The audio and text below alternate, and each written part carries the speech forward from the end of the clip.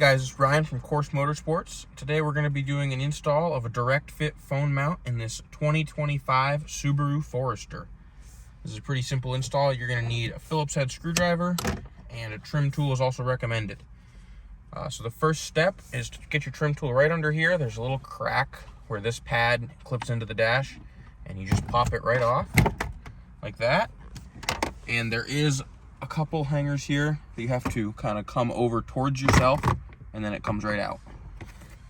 You just set this aside, and the mount is going to go right onto this screw right here. So we're just going to go ahead and take that guy out.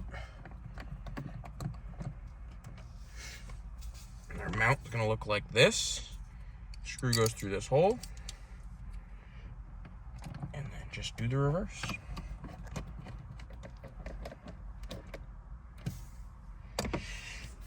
Then you can go ahead and put your dash pad back on. Make sure you line those hooks up like that, and then over there, just give it a hit and you're in.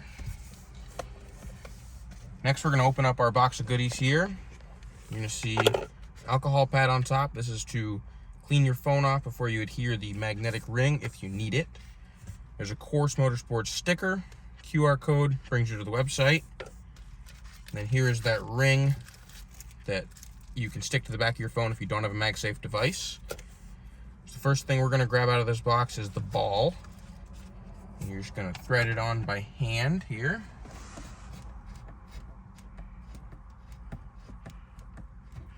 And then you can take your wrench out of the box as well and snug this the rest of the way up, like so.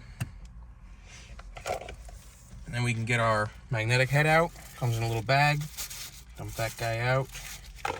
And there's going to be a locking collar on the back. You're going to unscrew that all the way. Slip the collar over the ball, and then snap your head right into place. And then get behind it. Thread the locking collar back on. This is where you can kind of angle the mount how you want it before you tighten it down all the way.